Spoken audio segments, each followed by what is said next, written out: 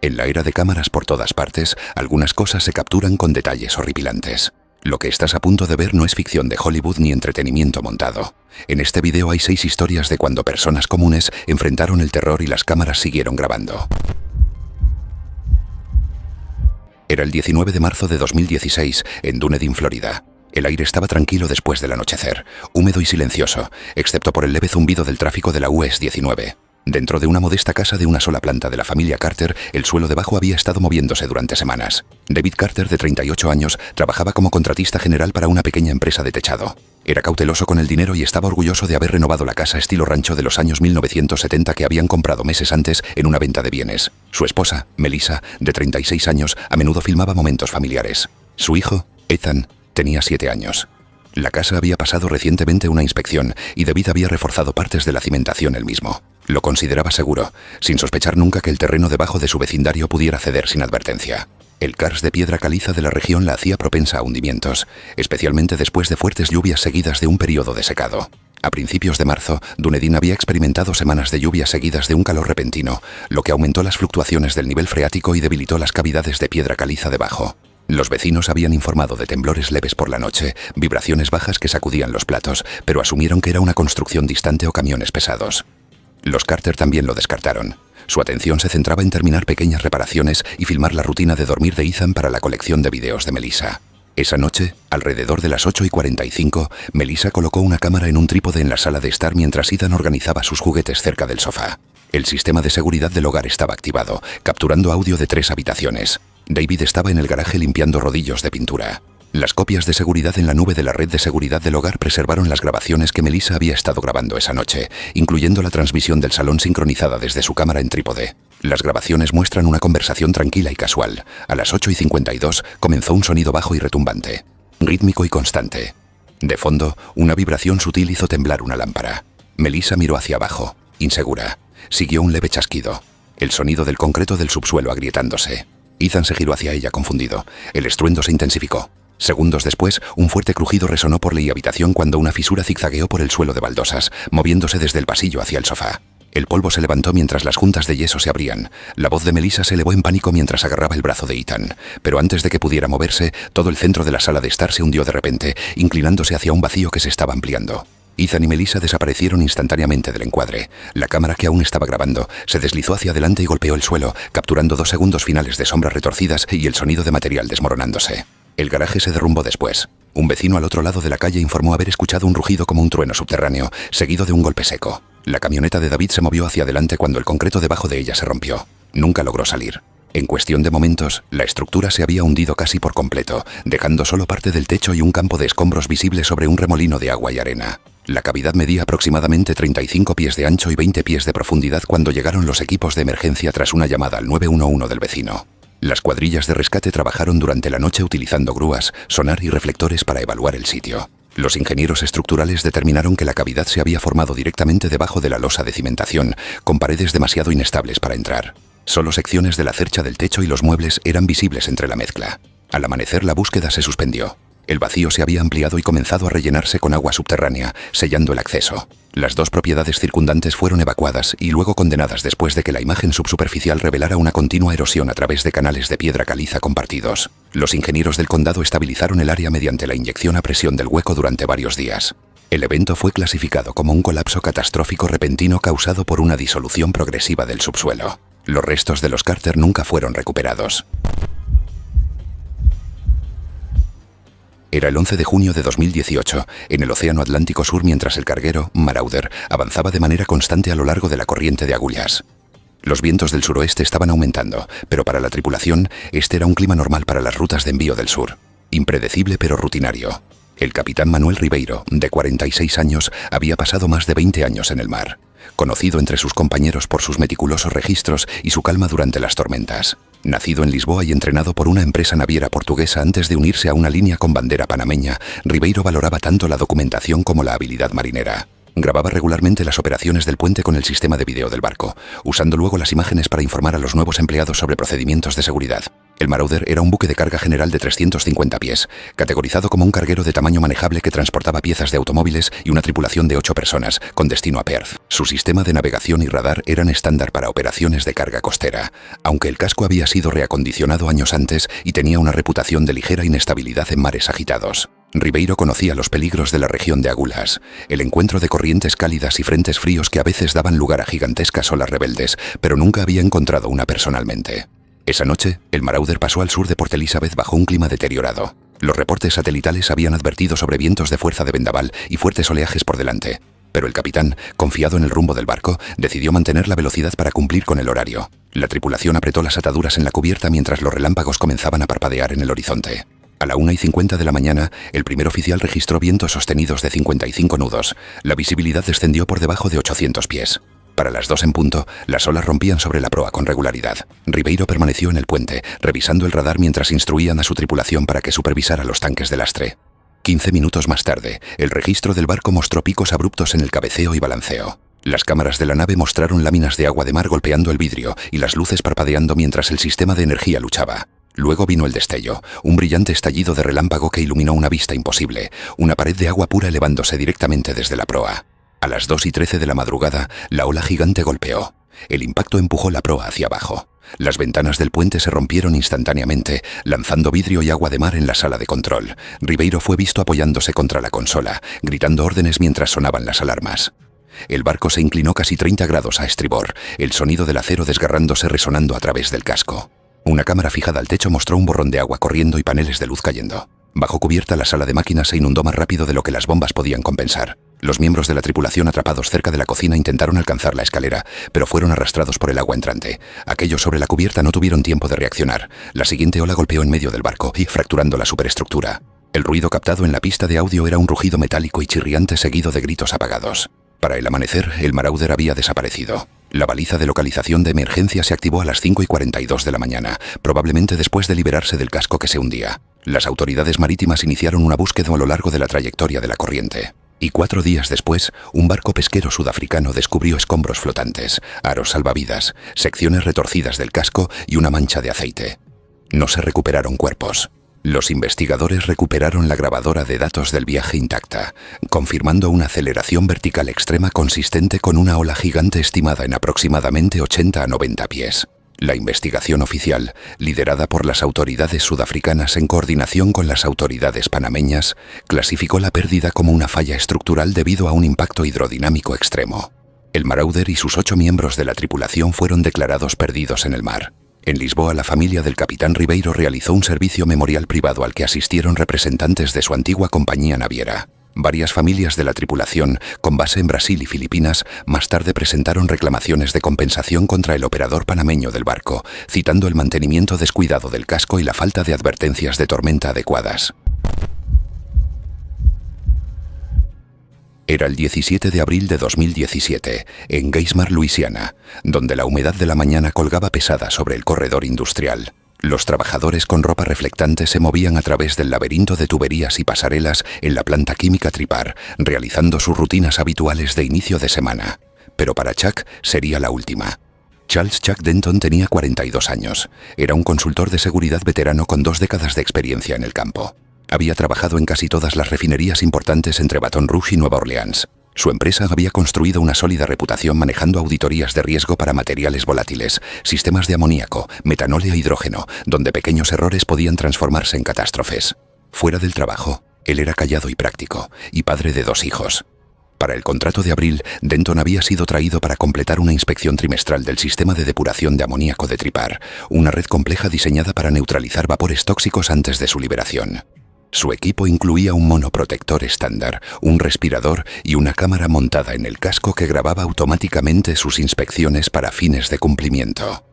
También llevaba un detector de gas portátil y un pequeño juego de llaves para pruebas de tuberías. La unidad de amoníaco era un modelo antiguo, instalado antes de que las regulaciones de seguridad más recientes requirieran válvulas de cierre automáticas. Aunque los registros de mantenimiento mostraban fugas menores a lo largo de los años, el equipo interno de la planta las había clasificado como no críticas. Esa mañana, Denton llegó a las 8 de la mañana, revisó los libros de registro con un supervisor de piso y procedió a la plataforma de depuración alrededor de las 9:45. Los registros meteorológicos mostraron más tarde una temperatura del aire de 82 grados Fahrenheit, con viento del sureste a 6 millas por hora, ideal para la dispersión, pero lo suficientemente húmedo como para atrapar el olor. Un técnico de turno mencionó un silbido leve cerca de la válvula secundaria, pero las operaciones continuaron. Denton anotó la observación en su portapapeles antes de subir las escaleras de rejilla al nivel superior. Las imágenes de la cámara, recuperadas posteriormente, lo mostraron moviéndose metódicamente, deteniéndose ocasionalmente para verificar los medidores de presión. A las 10:20 aproximadamente, Denton llegó a una sección de tubería que había mostrado una pequeña filtración durante su última visita. Las imágenes lo capturaron arrodillado junto a la línea de amoníaco, sosteniendo su detector cerca de la unión. La lectura parpadeó brevemente, lo que lo llevó a ajustar un pequeño acoplamiento. Comentó sobre un leve siseo, pero lo descartó como presión residual. El audio capturó una breve interferencia de viento y el débil crujido metálico de la plataforma mientras se reposicionaba para mantener el equilibrio. A las 10:26 de la mañana, un fuerte estallido atravesó el audio. La junta había fallado. La cámara se sacudió cuando una pluma blanca envolvió el encuadre. La lente se congeló por la explosión de amoníaco presurizado. Denton retrocedió tambaleándose, el silbido se convirtió en un rugido. En segundos, el vapor quemó la piel y los ojos expuestos, y su primera respiración evidentemente provocó una violenta reacción inflamatoria en sus pulmones, causando el cierre inmediato de las vías respiratorias y el colapso. Él intentó moverse, pero la concentración de vapor había aumentado a varios miles de partes por millón, niveles conocidos por causar lesiones rápidas en las vías respiratorias y paro respiratorio, con exposiciones cercanas a 5.000 partes por millón consideradas rápidamente fatales. La grabación captó un solo jadeo antes de que la transmisión se volviera borrosa y se apagara. Alarmas activadas en toda la planta. En 2 minutos, los equipos de respuesta con trajes químicos llegaron a la plataforma de limpieza, abriéndose paso a través de una nube blanca baja con cañones de niebla de agua. Denton fue encontrado cerca de la base, su traje rígido y con quemaduras por congelación, el respirador aún sellado pero nublado con condensación en el interior, consistente con una rotura de sello retrasada en lugar de una remoción. Su detector de gas aún mostraba lecturas letales mientras los equipos ventilaban la línea. El forense citó más tarde una lesión aguda por inhalación, edema pulmonar y quemaduras químicas dérmicas, consistente con exposición a altas concentraciones de amoníaco. La cámara del casco de Denton fue recuperada intacta y entregada a los investigadores. La revisión de las imágenes confirmó una falla progresiva en la válvula que no se había atendido durante al menos 3 ciclos de inspección. El incidente llevó a multas federales contra el contratista de mantenimiento de Tripar por descuidar el control de corrosión. El sistema de amoníaco de la planta fue desmantelado permanentemente. Sus 2 hijos, de 9 y 12 años, fueron acogidos por su madre de quien se había divorciado hace 4 años. Era el 3 de septiembre de 2015. En lo profundo de la cuenca de Witwatersrand en Sudáfrica, donde la tierra había sido explotada por oro durante más de un siglo. La mina había sido cerrada años antes después de inundaciones e inestabilidad. Pero pequeños grupos de mineros informales, conocidos localmente como zamazamas, todavía trabajaban las vetas ilegalmente. Sifo Thembu, de 29 años, había estado trabajando bajo tierra desde que tenía 17. Antes era operador de equipo para un contratista legal, pero se había dedicado a la minería informal después de que los despidos afectaran a la región. Su teléfono servía tanto de linterna como de registro. Filmó cada hallazgo, con la esperanza de demostrar que algún día podría suministrar a un comprador legítimo. Los hombres con los que trabajaba confiaban en su ojo para las rocas. Llevaba equipo sencillo, un cincel, una linterna frontal con baterías agotándose, un pañuelo para el polvo y un respirador barato. Los túneles que exploraban eran restos de un antiguo pozo de oro cerca de Welcome, sellado hace décadas tras un pequeño derrumbe. El tapón de concreto había sido roto años antes, y los mineros tallaron caminos estrechos de vuelta hacia las vetas antiguas. Vigas de soporte, madera reciclada, metal doblado sostenían toneladas de roca suelta. El aire dentro estaba pobre en oxígeno y cargado de polvo, aumentando el peligro. Las encuestas oficiales habían marcado durante mucho tiempo el área como estructuralmente inestable, pero se difundieron rumores de mineral intacto cerca del nivel de 600 pies, y el equipo de Sifo decidió ir más profundo. Entraron antes del amanecer para evitar ser detectados. Las imágenes recuperadas más tarde del teléfono de Sifo comienzan alrededor de las 4:30 de la mañana. Los hombres hablan en voz baja al principio, sus haces de linterna rebotando en las paredes irregulares. Llegan a una pequeña cavidad donde vetas de amarillo brillan bajo el polvo, mineral aurífero. La risa llena el túnel mientras golpean la veta con martillos. A las 4:42 de la mañana se escucha un leve crujido. Los hombres se detienen cuando cae polvo desde arriba. Un corto silencio sigue, roto por otro crujido más agudo, el sonido de una viga de soporte cediendo bajo el peso. El haz de la linterna se sacude mientras alguien grita que corran. La imagen de la cámara tiembla violentamente mientras los pasos resuenan sobre la roca. En segundos, el estrecho pasaje gime. Luego cede. El techo cae en secciones, colapsando con un profundo estruendo. El teléfono captura destellos de madera astillada, fragmentos de roca golpeando cascos y un hombre cayendo hacia adelante mientras el aire se vuelve polvo asfixiante. El colapso envió vibraciones a la superficie, alertando a los locales al sitio. A los rescatistas les tomó 36 horas llegar a la brecha y casi 3 días completar la recuperación. Los socorristas entraron con precaución, temiendo colapsos secundarios. Encontraron los 2 primeros cuerpos cerca de la boca del túnel, enterrados bajo escombros, pero aún con respiradores. Más allá de ese punto, el pasaje había sido completamente sellado por rocas caídas. La policía recuperó más tarde el teléfono de Sifo cerca de la entrada, aplastado bajo una losa pero con su tarjeta de memoria intacta. El video fue utilizado por inspectores mineros para confirmar una falla estructural provocada por una excavación sin soporte. El pozo fue sellado nuevamente con concreto y el área fue declarada cerrada permanentemente para prevenir más entradas. Las autoridades declararon a los 5 hombres como fallecidos. 2 nunca fueron recuperados. La familia de Sifo no recibió compensación, pero realizó un pequeño memorial en una iglesia cercana. Era el 21 de agosto de 2016 en la sección norte del Bosque Nacional Klamath, California. Los vientos de la tarde cambiaron repentinamente, esparciendo cenizas finas sobre millas de madera seca. Desde la cresta, la silueta de acero de la torre de vigilancia de incendios se alzaba solitaria. Riley tenía 31 años, era vigilante de incendios estacional empleada por el Servicio Forestal de los Estados Unidos. Durante 5 veranos consecutivos había rotado entre estaciones en el noroeste del Pacífico, prefiriendo la soledad del trabajo en la cima de la montaña sobre el trabajo de oficina. Era conocida entre sus colegas por su precisión en las lecturas del viento y sus llamados de despacho tranquilos, a menudo registrando actualizaciones minuto a minuto incluso durante tormentas eléctricas. El trabajo se adaptaba a su disciplina. Observación constante, sin distracciones, total responsabilidad. La torre que ella vigilaba era una estructura de acero envejecida de los años 50, a 12 metros sobre una cresta de manzanita seca y pino. Dentro, todo era rutina. Un radio, una computadora portátil para registros digitales, un kit meteorológico, binoculares y un alidado para identificar con precisión los rumbos de incendios. A las 10 de la mañana había registrado cielos despejados y viento ligero del sur. Al mediodía anotó que la temperatura había alcanzado los 95 grados Fahrenheit, la humedad bajó al 11%. El bosque abajo parecía tranquilo, pero el calor brillaba en el horizonte. A las 3:37 de la tarde, los registros de despacho anotaron su transmisión describiendo una columna formándose a unos 5 millas al sur, registrada como de baja intensidad. Siguió el protocolo estándar, dirección, estimación de acres, velocidad del viento, antes de escribir manejable en sus observaciones. Las imágenes de su cámara de monitoreo interior mostraron que miró brevemente hacia la ventana sur, entrecerrando los ojos. Afuera, la tenue columna gris parecía inofensiva, arrastrándose de lado con el viento cruzado. No tenía manera de saber que el viento en el fondo del valle ya había cambiado, empujando el incendio directamente cuesta arriba. A las 3:45, un tono rojizo comenzó a parpadear a través del vidrio. Los primeros copos de ceniza cruzaron la cubierta. Riley volvió a sus instrumentos, actualizando coordenadas. Su transmisión final capturada en los registros de despacho mencionó un movimiento de llamas, tasa inesperada. Esa fue la primera advertencia.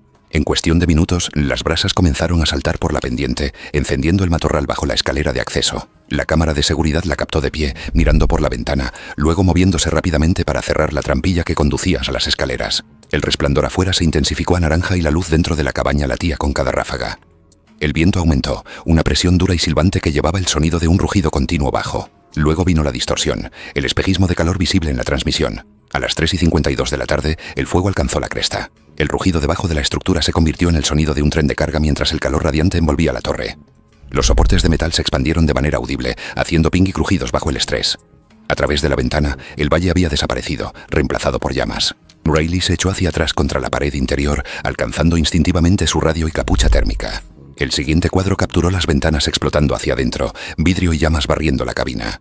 A 11,7 millas de distancia, un equipo de motor que monitoreaba el mismo sector vio subir la temperatura en su dispositivo infrarrojo portátil. Intentaron comunicarse con ella por radio. Sin respuesta. Detección por satélite confirmó más tarde un aumento térmico que supera 1500 grados Fahrenheit directamente debajo de su ubicación. La señal de su torre se desconectó minutos después. Cuando los equipos de recuperación llegaron a la cresta 2 días después, la torre había desaparecido. Solo quedaron las patas de acero deformadas, medio enterradas en ceniza. Sus restos fueron encontrados aproximadamente a 15 pies cuesta abajo, parcialmente resguardados bajo escombros colapsados, identificados a través de registros dentales.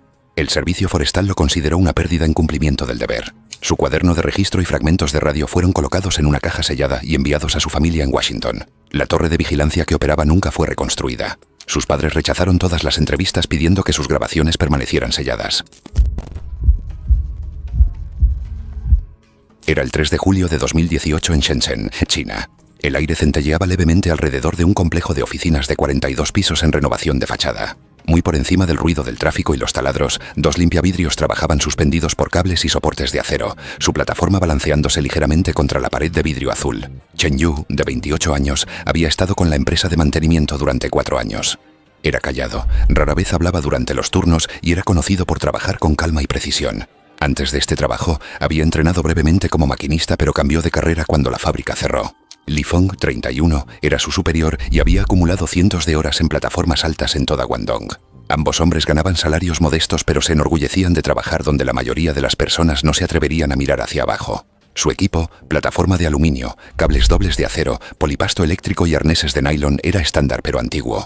Su trabajo ese día fue parte de una renovación documentada para el grupo de propiedades del edificio, que requería imágenes de lapso de tiempo para la verificación del progreso. La cámara, fijada en un tejado cercano, capturó horas de movimiento lento a través de los paneles de vidrio. Mostró a los dos hombres comenzando a trabajar a las 8 de la mañana, descendiendo desde el lado norte del techo. Más tarde, los datos meteorológicos confirmaron velocidades de viento suaves de alrededor de 9 millas por hora. Los registros de mantenimiento indicaron que la plataforma había pasado la inspección 6 meses antes, aunque se había observado corrosión en un acoplamiento del lado izquierdo, pero se consideró no crítico. El supervisor de la mañana, retrasado debido a proyectos superpuestos, aprobó su liberación sin verificar la tensión del cable.